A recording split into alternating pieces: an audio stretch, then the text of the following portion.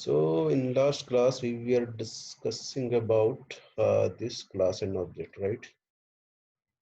So मैंने यहाँ पे बताया था, हाँ, दिस कीवर्ड की बात कर रहे थे। अगर आपको याद हो आप लोगों को, तो लास्ट टाइम ये बताया था कि हमारा लोकल वेरिएबल और अगर इंस्टेंस वेरिएबल, इसे हम लोग कहते हैं इंस्टेंस वेरिएबल, ठीक है।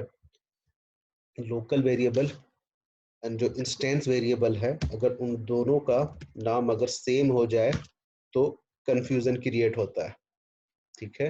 वो ऑलवेज लोकल वेरिएबल को प्रायोरिटी देता है, तो उस कंफ्यूजन को, ठीक है, उस एम्बिग्युइटी को दूर करने के लिए हम लोग क्या करते हैं, दिस कीवर्ड का यूज करते हैं। मैंने यहाँ पे पहले बताया था, लाइक यहाँ पे आपका ये लोकल वेरिएबल है, जो मेथड के अंदर जो भी वेरिएबल यूज किए जाते हैं that is called local variable, और ये क्लास का वेरिएबल है, ये तीनों, जिसे आप आइडेंटिटी, एट्रीब्यूट, डेटा मेंबर या क्लास एंड ऑब्जेक्ट की बात करने लगे हैं हम लोग तो इंस्टेंस वेरिएबल कहते हैं, ठीक है। इसे हम लोग इंस्टेंस वेरिएबल कहते हैं। क्यों कहते हैं इंस्टेंस वेरिएबल, अभी आगे उसी की बात करने वाले हैं। इंस्टेंस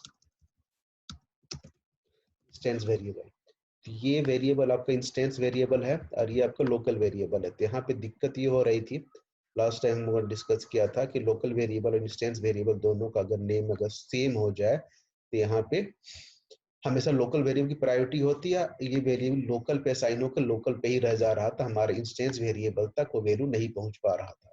तो मैंने उसके लिए क्या किया था, दिस कीवर्ड लगाया था, उसके बाद ये प्रॉब्लम सॉल्व हो गया था, हमारा करेक्ट वैल्यू उस पर शो कर रहा था। अब उसको समझाने के लिए मैंने बताया कि दिस होता क्या है, दिस कीवर्ड कैसे काम करता है, कि आपने ये दिस लगा दिया तो ये कैसे रिजॉल्व हो गया। उसको समझाने के लिए मैंने ये कहा था कि जब आप कोई ऑब्जेक्ट क्रिएट करते हैं तो ऑब्जेक्ट क्रिएशन के साथ पे मैंने बताया था कि आईडी जनरेट होता है, और उस आईडी को अगर आप चाहो तो यहाँ पे आप प्रिंट करा सकते हो। इवन को आपने प्रिंट कराया तो एक आईडी प्रिंट होता हुआ आपको नजर आया था।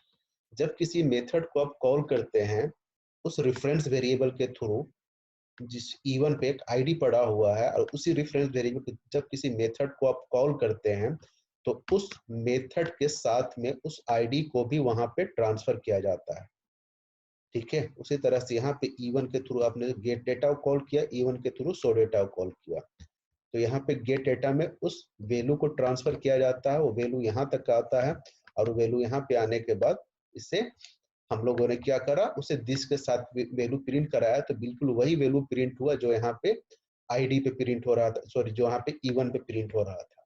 इससे ये समझ में आया कि जो वैल्यू यहाँ पे ट्रांसफर किया जाता है उसी आईडी को संभाल के रखता है आपका दिस कीवर्ड। तो अगर हमने गेट डेटा को कॉल किया तो हमने सो डेटा को भी कॉल किया है, तो सो डेटा में भी वो वैल्यू आना चाहिए, यस आना चाहिए। जब यहाँ पे भी आपने दिस को प्रिंट कराया तो आपको सेम वैल्यू जो यहाँ पे ई प्रिंट कर रहा था वही सेम वैल्यू आपको जो है यहाँ पे प्रिंट होता हुआ नजर आया, यहाँ पे प्रिंट होता नजर आया। तो इससे कंक्लूजन क्या निकला, कंक्लूजन ये निकला कि जो आपका रेफरेंस वेरिएबल जो होता है जिसपे आप आईडी को संभाल के रखते हैं, और उस रेफरेंस वेरिएबल के थ्रू जब किसी मेथड को कॉल करते हैं तो वो आईडी जो उस रेफरेंस वेरिएबल में पड़ा हुआ था वो आईडी उस मेथड तक ट्रांसफर किया जाता है, और उसी वैल्यू को आपका दिस कीवर्ड संभाल के अपने पास रखता है, ठीक है। इससे समझ में आ गया कि दिस कीवर्ड को संभाल के रखता है। तो जब दिस हम लोग, मैंने किसकी बात करा, दिस मतलब किस क्या है, वो जो ऑब्जेक्ट क्रिएट हुआ था, जो मेमोरी लोकेशन था उसका रेफरेंस था, उसका आईडी था, तो उसको ही रिफर कर रहा है दिस।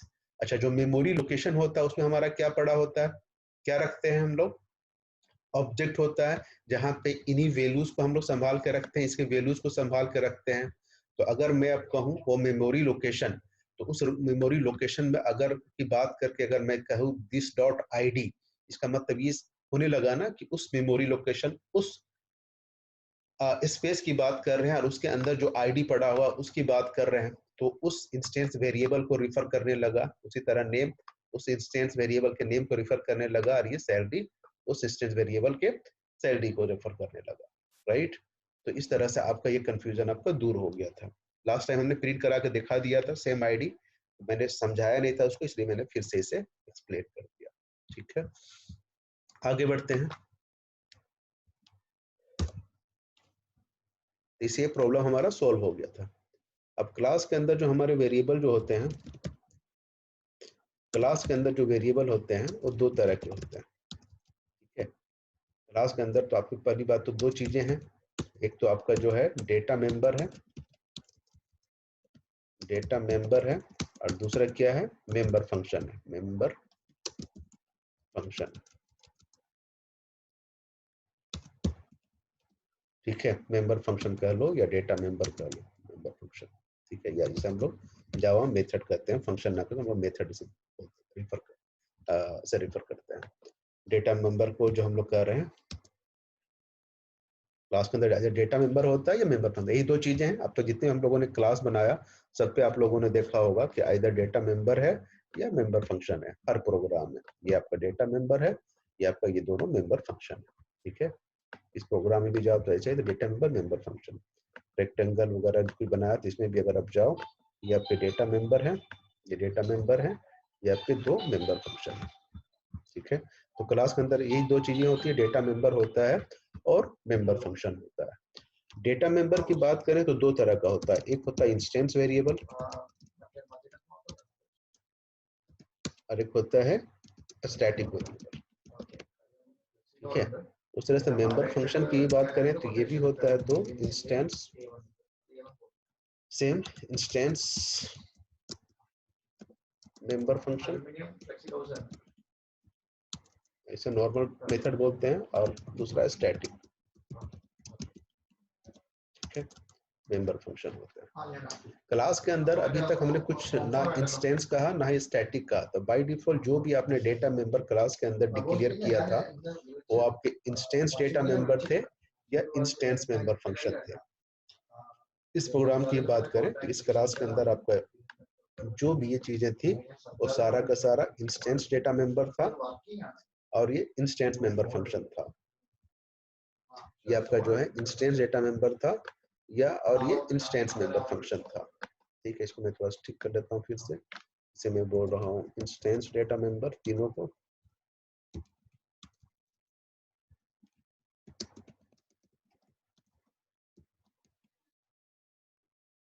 और ये आपका इंस्टेंस मेंबर फंक्शन है। दिस वाली सारी बात मैंने हटा दिया फिलहाल, इनकी जरूरत नहीं है, और ये बात समझ में आ गई है, सॉरी। और अब प्रोग्राम में अब यही प्रैक्टिस रहेगा, हम दिस यूज करेंगे, ठीक है, दिस यूज करेंगे, सेम वेरिएबल नाम यूज रहेगा, यही हमारा कन्वेंशन है, यही यूज किया जाता है। लोकल वेरिएबल इंस्टेंस वेरिएबल का नाम सेम ले लो, लेकिन उसे दिस से आप उसे डिफर कर दो, अलग कर दो।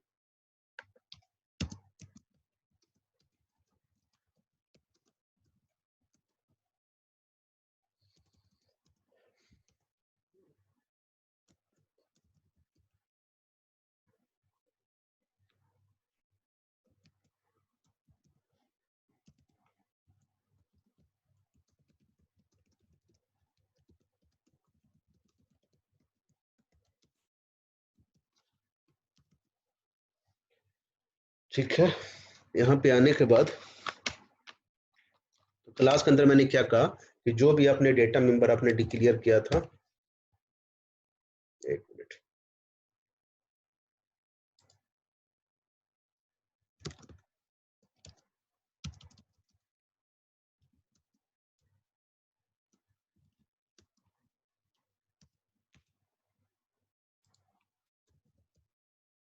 demo5.java, ठीक है। तो जो भी आपने ये डेटा मेंबर डिक्लेयर किया था ये बाय डिफॉल्ट आपके इंस्टेंस डेटा मेंबर थे और ये आपका इंस्टेंस मेंबर फंक्शन था। इंस्टेंस इसलिए कहते हैं, इंस्टेंस डेटा मेंबर किस लिए कहते हैं, क्योंकि ये जो आपके डेटा मेंबर है वो इंस्टेंस पे डिपेंड करता है।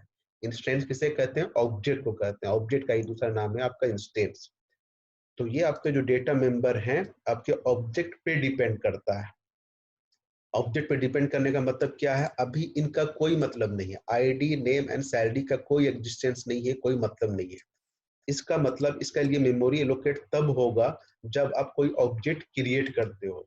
इसका मतलब है कि जब अब तक ऑब्जेक्ट क्रिएट नहीं करते हो इसके लिए कोई मेमोरी ऑक्यूपाई नहीं होता है। अगर आप एक ऑब्जेक्ट आप क्रिएट करते हो तो एक बार मेमोरी एलोकेट होगा, अगर 10 ऑब्जेक्ट आप क्रिएट करोगे तो 10 ऑब्जेक्ट के लिए मेमोरी एलोकेट होगा। मतलब completely these variables are dependent और ऑब्जेक्ट क्रिएशन, ऑब्जेक्ट पे डिपेंड करेगा, इंस्टेंस पे क्रिएट करेगा, इसलिए हम लोग इसे इंस्टेंस वेरिएबल कहते हैं। सिंपल सी बात, ठीक है। उस तरह मेथड के साथ भी वही बात है कि हर ऑब्जेक्ट के लिए ये मेथड होता है, जितने मेथड ऑब्जेक्ट बनाओगे सर ऑब्जेक्ट के लिए ये आपका डेटा मेंबर और मेंबर फंक्शन होगा। तो सिंपल सी बात है, मैंने कहा कि अगर 10 ऑब्जेक्ट्स आप क्रिएट करते हो तो 10 ऑब्जेक्ट्स के लिए मेमोरी ऑक्यूपाई होगा। अगर आप 100 ऑब्जेक्ट क्रिएट करते हो तो 100 ऑब्जेक्ट के लिए मेमोरी ऑक्यूपाई होगा, ठीक है। और सबको अलग अलग स्टोर किया जाएगा और ये ऑब्जेक्ट पे डिपेंड करे। ऑब्वियस है मेमोरी अलग अलग ऑक्यूपाई होना भी चाहिए। हर एम्प्लॉय का अलग आईडी होता है, हर एम्प्लॉय का नेम अलग होगा, हर एम्प्लॉय की सैलरी अलग होगी, तो सबको स्टोर करने के लिए भी अलग अलग मेमोरी लोकेशन चाहिए। मैंने इंसान का एग्जांपल लिया था कि हर इंसान का एग्जिस्टेंस अलग अलग है ना, सबका नेम अलग, सबका एज अलग, सब अलग अलग स्पेस ऑक्यूपाई कर रहे हैं, जगह कुछ ना कुछ जमीन पे लिए हुए हैं, तो सबका अलग एग्जिस्टेंस है, सबको मेमोरी चाहिए। तो हर ऑब्जेक्ट का नेम अलग होता है, एज अलग होता है, कलर अलग होता है, तो सब कुछ स्टोर करने के लिए अलग अलग मेमोरी चाहिए। तो इसीलिए हम लोग इसे इंस्टेंस वेरिएबल कहते हैं, और जितनी बार ऑब्जेक्ट क्रिएट करेंगे उतनी बार मेमोरी एलोकेट होगा। अब मैं बात कर रहा हूँ क्लास के अंदर कुछ ऐसे डेटा मेंबर हो सकते हैं जो थ्रू आउट द क्लास, पूरे क्लास के लिए कॉमन। जैसे मैंने कहा हर एम्प्लॉय का आईडी कुछ होगा, चलो सेपरेट होगा, हमें अलग स्टोर करना पड़ेगा, नेम अलग होगा, स्टोर करना पड़ेगा, डबल सैलरी सैलरी सबके अलग अलग अलग स्टोर करना होगा। लेकिन मान लो मैं कहूँ कि हर एम्प्लॉय का हम कंपनी नेम की बात करना चाहते हैं, और हर से एम्प्लॉय जो है किसी एक ऑर्गेनाइजेशन के लिए बात कर रहे हैं, तो सारे एक ही ऑर्गेनाइजेशन में काम करने वाले एम्प्लॉय की बात करना चाह रहे हैं, मान लो कि आईबीएम, ठीक है, आईबीएम। तो इसको हम इंस्टेंस वेरिएबल अगर रखते हैं और हम कहते हैं कि इस क्लास के एम्प्लॉय क्लास के हम 1000 ऑब्जेक्ट क्रिएट करते हैं, तो आईबीएम को भी स्टोर करने के लिए 1000 टाइम्स मेमोरी एलोकेट होगा, और 1000 टाइम्स हम आईबीएम को स्टोर करेंगे। आईडी, नेम एंड सैलरी तो बात समझ में आती थी, सबका अलग अलग है, सबको अलग अलग वैल्यू रखना है, बट आईबीएम तो सबका कॉमन है ना, कॉमन है जब, तो हम इसको क्यों सबके लिए इस तरह से हम डिक्लेयर करें, और फिर हम जितनी बार यहाँ पे आके न्यू एम्प्लॉय करेंगे उतनी बार हम उसके लिए मेमोरी एलोकेट करें। हम चाहेंगे इस तरह से कुछ हमारा चाहते हैं कि हमारा ये जो है कंपनी नेम वो एक कॉमन मेमोरी लोकेशन में शेयर हो जाए, और उसी नेम को सारे एम्प्लॉय शेयर कर लें, ठीक है। तो ऐसा करने के लिए इससे पहले हम लोग क्या करते हैं, स्टैटिक कीवर्ड। बाय डिफॉल्ट जो वेरिएबल आपने डिक्लेयर किया था, कोई आपने उसके पहले मॉडिफायर यूज नहीं किया था, इंस्टेंस, बाय डिफॉल्ट आपके इंस्टेंस डेटा मेंबर थे। स्टैटिक डिक्लेयर करने के लिए आपको उससे पहले आपको स्टैटिक कीवर्ड लगाना पड़ेगा। जैसे ही आपने स्टैटिक लगाया, इसका मतलब हो गया कि ये वेरिएबल जो है आप किसी ऑब्जेक्ट के लिए ना होकर ये पूरे क्लास के लिए हो गया। इसका मतलब आप जितने भी ये बनाओगे, ऑब्जेक्ट बनाओगे, जितने भी ऑब्जेक्ट क्रिएट 100 बनाओ, 200 बनाओ, उन सब में ये कॉमन जो लोकेशन होगा स्टैटिक जो वेरिएबल का, उसी को शेयर करेंगे और सारे एम्प्लॉय के लिए अप्लीकेबल होगा। तो चलो जैसे नेम को इनिशियलाइज कर लिया था, अगर मैं यहाँ पे आने के बाद सबकी जो है अब प्रिंट करा देता हूँ कंपनी नेम, ठीक है। और यहाँ पे मैं ऑब्जेक्ट क्रिएट करता हूँ 2-4 employ, suppose that E1 employee. मैंने और ऑब्जेक्ट क्रिएट करा employee E2 equal to new employee, ठीक है। E1 के थ्रू आपने शो डेटा को कॉल किया, एंड E2 के थ्रू भी आपने शो डेटा को कॉल किया, ठीक है।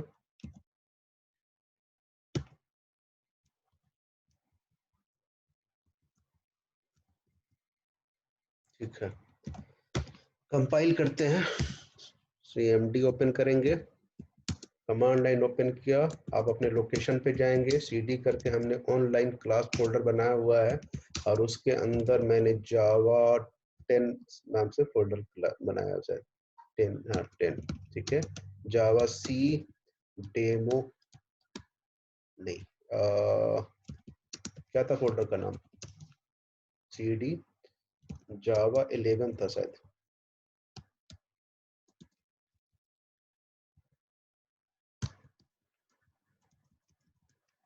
वो फोल्डर क्रिएट किया था अभी। अच्छा फोल्डर, चलो कोई नहीं, अपना एक फोल्डर बना लेते हैं यहाँ पे, कुछ नहीं। ऑनलाइन क्लास से सर मैंने एक डायरेक्टरी बनानी है जिसका नाम है जावा 10, ठीक है। जावा 10 CD करके हम चले गए जावा 10 पे, ठीक है। और यहाँ पे आने के बाद जो है हम उसको सेव फिर से कर लेते हैं, पता नहीं कहाँ पे सेव हुआ है।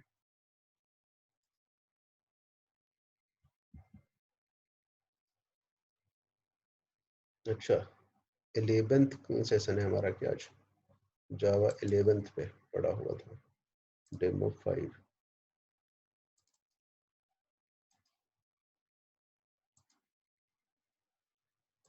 चलो जावा 11 पे कर लेंगे पहले। डेमो 5 डॉट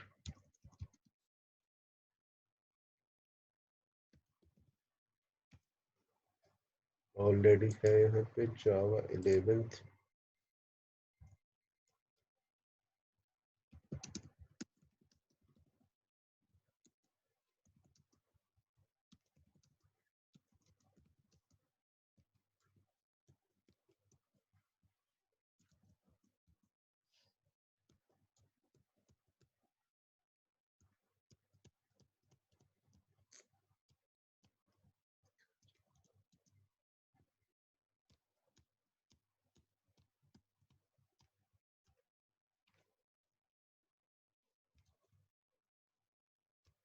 मेरी आवाज आ रही है ना? यस सर, आ रही है। ओके। अच्छा जावा 10 के अंदर जावा 11 बना दिया।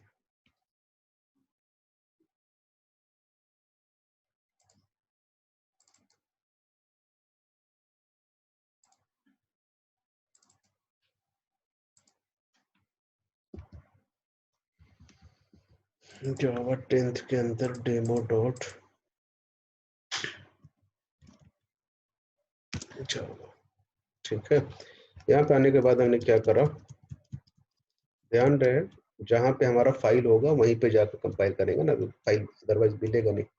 CD जावा 10 था हमारा, जावा सी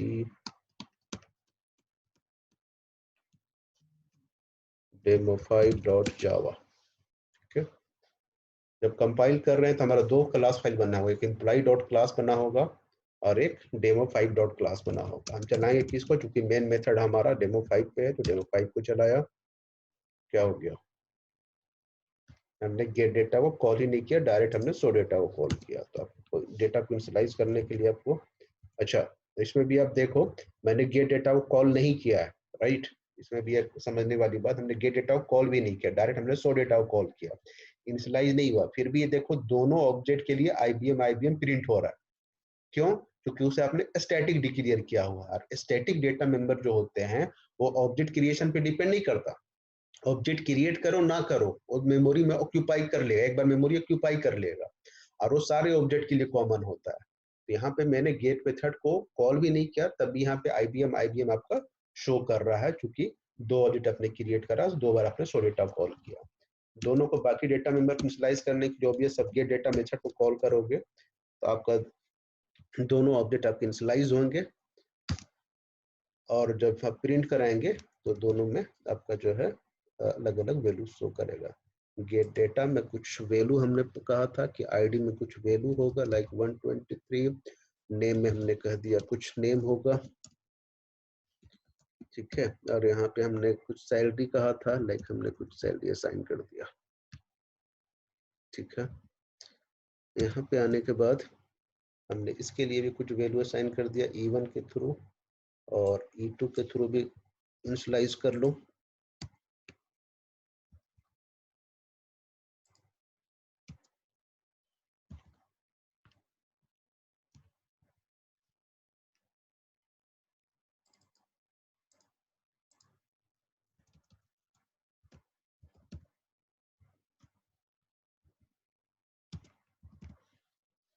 ठीक है। तो अपने दोनों को इनिशियलाइज किया और इनिशियलाइज करके अपने दोनों को प्रिंट भी कराया। कुछ गड़बड़ है, E1 डॉट गेट डेटा, इसको मैंने E1 ही कह दिया। दूसरा डेटा मेंबर, दूसरा ऑब्जेक्ट इनिशियलाइज नहीं हो पाया, नहीं इनिशियलाइज हो पाया तो बाय डिफॉल्ट क्या शो करेगा, 0 नल।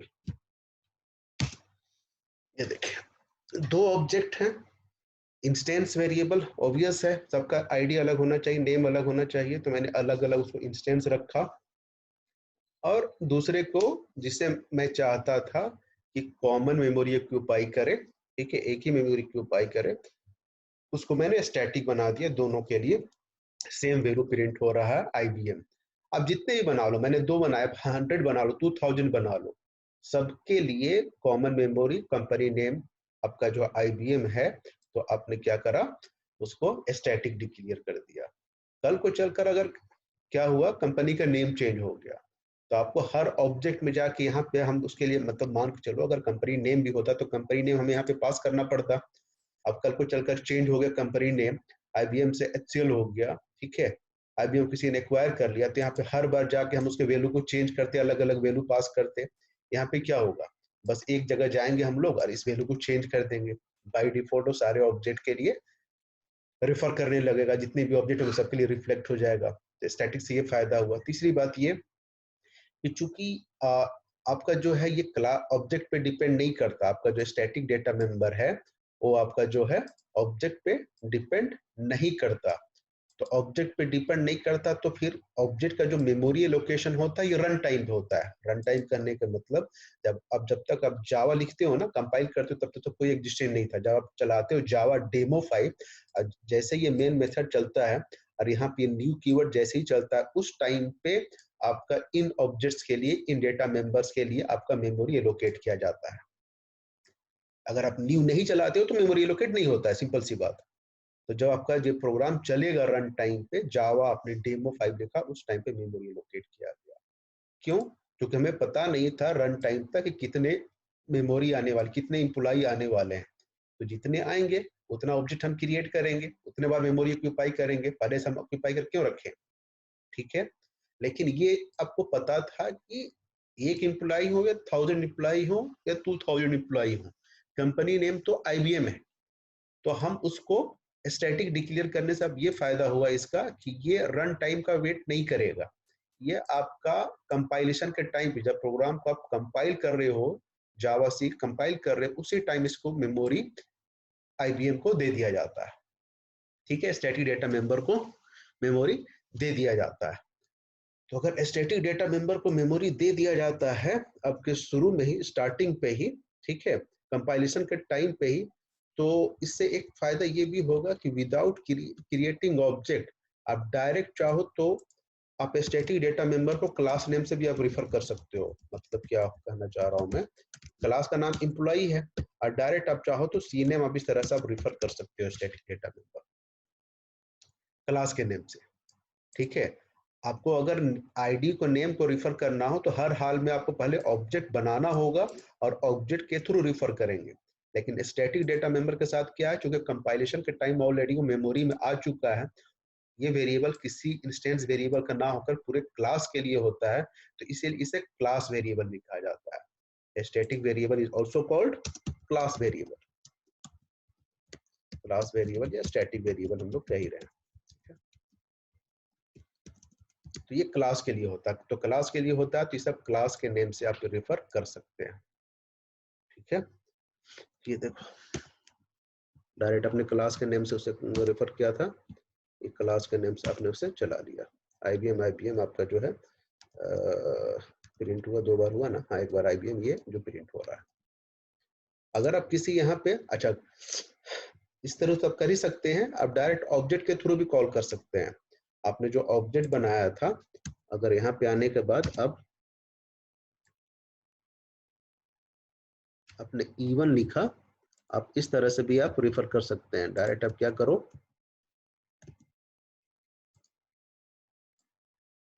आप इस तरह से ऑब्जेक्ट के थ्रू भी आप डायरेक्ट जो है, तो इस तरह तो खैर आप सबको रेफर कर सकते हैं, आईडी को भी कर सकते हैं, नेम को भी कर सकते हैं, तो ऐसे भी आप रेफर कर सकते हैं, प्रिंट करा सकते हैं।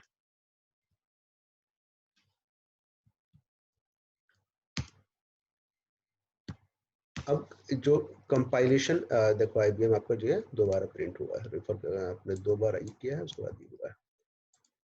अगर किसी एक ऑब्जेक्ट के थ्रू भी उसके वैल्यू को हम मॉडिफाई कर देते हैं, हमने क्या कहा, यहाँ पे आने के बाद हमने कहा, या कहीं पे भी यहाँ पे आने के बाद चलो हमने कहा कि E1 के थ्रू, हालांकि हम E1 के थ्रू हम कंपनी नेम को चेंज कर रहे हैं, एक एम्प्लॉय के लिए चेंज कर रहे हैं, हमने इसको अपना नाम कर दिया थोड़ी देर के लिए XYZ, ठीक है, कुछ भी कंपनी नाम चेंज कर दिया। ये मैंने E1 के लिए किया, एक ऑब्जेक्ट के लिए नहीं किया, लेकिन क्योंकि ये कॉमन मेमोरी होता है तो this will reflect for the all the object. हमारा E2 के थ्रू भी जब शो डेटा कॉल करेंगे ना, तो यहाँ पे आपने जो कि इसका नाम चेंज किया है, कॉमन मेमोरी लोकेशन है, तो ये दूसरे के लिए भी रिफर होगा।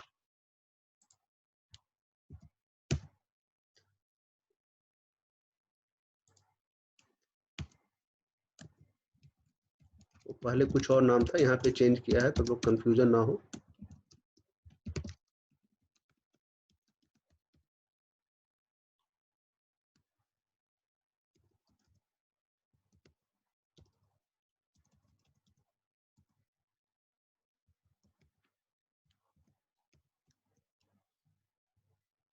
ये देखिए, मैंने नेम चेंज किया E1 के थ्रू, तो E2 का भी नेम चेंज हो गया, कंपनी नेम चेंज हो गया, XYZ यहाँ पे है तो XYZ दूसरे का।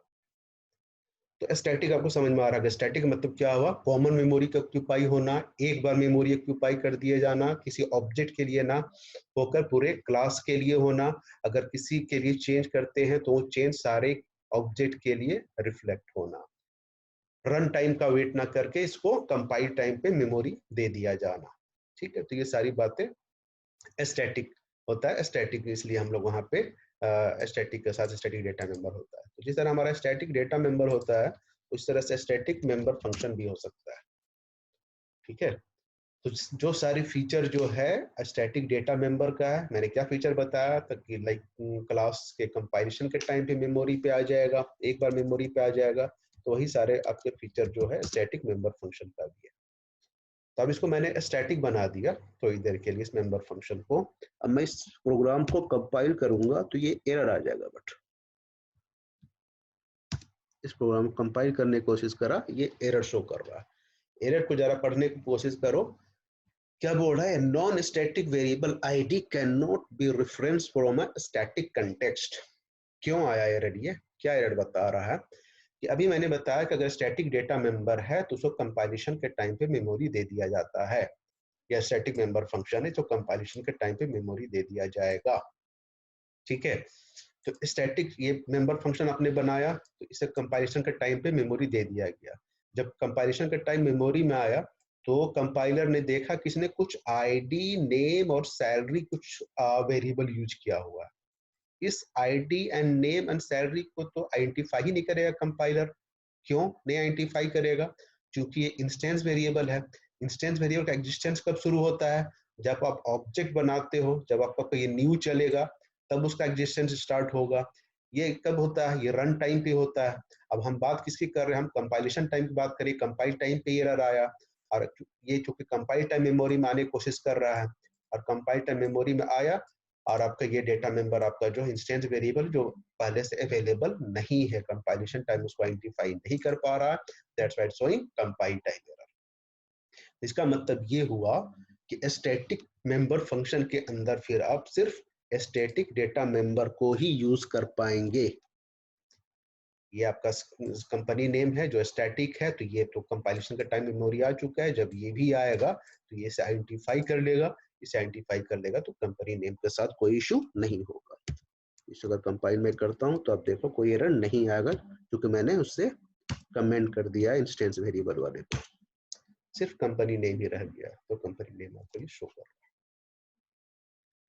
ठीक है, तो आपका स्टैटिक फिर मेंबर फंक्शन के साथ फिर वही फायदा एक और ये हो जाएगा, जैसे डेटा मेंबर को आपने कॉल कर लिया था, उसी तरह से आप उस मेथड को भी डायरेक्टली आप क्लास के नेम से कॉल कर सकते हो। मतलब इस तरह से आप ये करो और डायरेक्ट आप चाहो तो डेटा को कॉल करो क्लास के नेम से, अगर वो स्टैटिक मेंबर फंक्शन है तो आप ऐसे भी कॉल कर सकते हैं, कोई एरर नहीं है। ये आपका सिर्फ वो शो कर रहा है कंपनी नेम। तो आपका स्टैटिक डेटा मेंबर को जैसे हमें क्लास नेम से रिफर कर सकते हैं, उसी तरह से आप स्टैटिक मेंबर फंक्शन को भी क्लास नेम से डायरेक्टली कॉल कर सकते हो। ठीक है, तो ये static data member and static member function की बात हो गई। ध्यान देने वाली बात, अब मैंने कहा कि क्लास का नाम हम नहीं देते हैं। जब मेन मेथड को भी जब आप डिक्लेयर करते हो तो ऑलवेज स्टैटिक डिक्लेयर करते हो। अभी तक मैंने कुछ इसके बारे में डिस्कस नहीं किया था, बट आपको थोड़ा सा समझ में आ जाना चाहिए। पूरी बात नहीं समझ में आएगी अभी पब्लिक स्टैटिक वॉइड मेन की, लेकिन इसके बारे में थोड़ा बात कर ही सकते हैं कि मेन मेथड को ऑलवेज हम लोग स्टैटिक डिक्लेयर क्यों करते हैं। मेन मेथड को ऑलवेज हम लोग स्टैटिक डिक्लेयर इसलिए करते हैं क्योंकि स्टैटिक डेटा मेंबर या मेंबर फंक्शन का फीचर ही होता है कि इसे कंपाइलेशन के टाइम पे मेमोरी दे दिया जाता है। और जब कंपाइलेशन के टाइम मेमोरी दे दिया जाता है तो उससे फायदा ये होगा कि इस मेथड को मेन मेथड को हम डायरेक्टली क्लास नेम के साथ उसे हम रेफर कर सकते हैं, उसे कॉल कर सकते हैं। ये जनरल बेनिफिट है आपका जो है स्टैटिक मेंबर फंक्शन को। तो होता क्या है, जब आप प्रोग्राम को चलाते हैं, प्रोग्राम को आप नहीं चलाते हैं, आप यहाँ पे क्या कर रहे हो, कमांड लाइन पे आकर आप कंपाइलर चलाते हो। यहाँ पे जब आते हो तो आप जावा सी टाइप करते हो और फिर क्लास का नाम दे देते हो कि आप चाहते हो कि इससे कंपाइल करना है। ठीक है, डेमो फाइल आपने जिसे भी आपने कहना था डेमो फाइल डॉट जावा, इस तरह से आपने कंपाइल करना। ये फाइल अभी है नहीं, इसलिए रखा है। ठीक है, तो आपने ये बताया था एक जस्ट एक कमांड है, ठीक है, एक टूल है जिसके थ्रू आप बताते हो कि इस फाइल को, पर्टिकुलर फाइल को आपको कॉल करना है। और जब कंपाइल हो जाता है तब क्या टाइप करते हो, जावा। जावा टाइप करने का मतलब होता है आप जेवीएम को इन्वोक करते हो, Java virtual machine. Java virtual machine क्या है, आपका जो प्रोग्राम को एग्जीक्यूट, आपका जो हर प्रोग्राम, आपका हर क्लास फाइल जो है उसे जो एग्जीक्यूट करता है वो जेवीएम के अंदर एग्जीक्यूट। जावा का ये फीचर ही है कि हम कहते हैं कि जावा यहाँ पे दो फेज पे काम हो रहा है, देखते एक बार कंपाइल हो रहा है, एक बार एग्जीक्यूट हो रहा है। जब कंपाइल होता है तो क्लास फाइल बनता है, जो क्लास फाइल हमारा जो क्लास फाइल होता है उसको हम लोग एग्जीक्यूट कराते हैं, वो जेबीएम पे जाकर एग्जीक्यूट होता है, जिसकी वजह से इस जेबीएम की वजह से ही आपका जो जावा के प्रोग्राम को प्लेटफॉर्म इंडिपेंडेंट कहा जाता है, आर्किटेक्चरल न्यूट्रल कहा जाता है। मतलब आपने कंपाइल किया, मान लो थोड़ी देर के लिए एक जावा फाइल को यहाँ पे विंडोज पे, और इसको ले जाकर आप चाहो उसको एग्जीक्यूट कराओ जावा करा के, और आप लिनक्स पे किसी दूसरे प्लेटफॉर्म पे, तो आपका एग्जीक्यूट हो जाएगा। सी प्लस प्लस के साथ ऐसा नहीं है। तो मैं ये बता रहा था कि यहाँ पे जावा जब आप कमांड यूज करते हैं और उसके बाद आप डेमो 5 करके आप क्या करते हो, उस क्लास का नाम बताते हो। आपने इन्वोक करा जेवीएम को, जावा मतलब जेवीएम को इन्वोक किया, और आपने जेवीएम को बता दिया कि मैं जिस क्लास को एग्जीक्यूट कराना चाहता हूँ उस क्लास का नाम डेमो 5 है। ठीक है, इंटरनली क्या करता है, आपने जेवीएम को इन्वोक कर दिया, जेवीएम आप नहीं चलाते हो प्रोग्राम को, आप सिर्फ कमांड से कॉल कर रहे हो जेवीएम को। इंटरनली जेवीएम क्या करता है, अच्छा उसको पता चला क्लास का नाम डेमो तो आप बता ही चुके हो यहाँ पे, और उसको पता है कि there must be a main method, और आपको पता है कि मेन मेथड को क्लास के नेम के साथ कॉल किया जा सकता है, अभी हम लोगों ने पढ़ा। तो इंटरनली जेवीएम यही काम करता है, आपका डेमो क्लास का नाम आप बता चुके हो, डॉट लगा के आपके मेन मेथड को कॉल कर। आप जब मेन आपका इंजन स्टार्ट हो गया, स्टार्टिंग पॉइंट आपका चल गया, तो उसके बाद आपका rest of the code one by one आपका एग्जीक्यूट होता जाएगा। तो ये मेन मेथड की थोड़ी सी स्टोरी थी। उसके अंदर स्ट्रिंग क्यों आर्गुमेंट पास करते हैं, पब्लिक क्यों है, ठीक है, वॉइड क्यों है, वो बाद में डिस्कस करेंगे जब हम लोग पब्लिक पढ़ेंगे, वॉइड पढ़ेंगे। ठीक है, वॉइड तो समझ में आना चाहिए कि वॉइड क्या होता है, ये तो रिटर्न टाइप होता है। जो लोग सी प्लस पढ़ेंगे वहाँ फंक्शन में हम लोग बात करेंगे अभी कि वॉइड क्या होता है, रिटर्न टाइप होता है। ठीक है, तो टाइम खत्म होने वाला है, फिर हम लोग नेक्स्ट क्लास में कंटिन्यू करेंगे। तो फिलहाल के लिए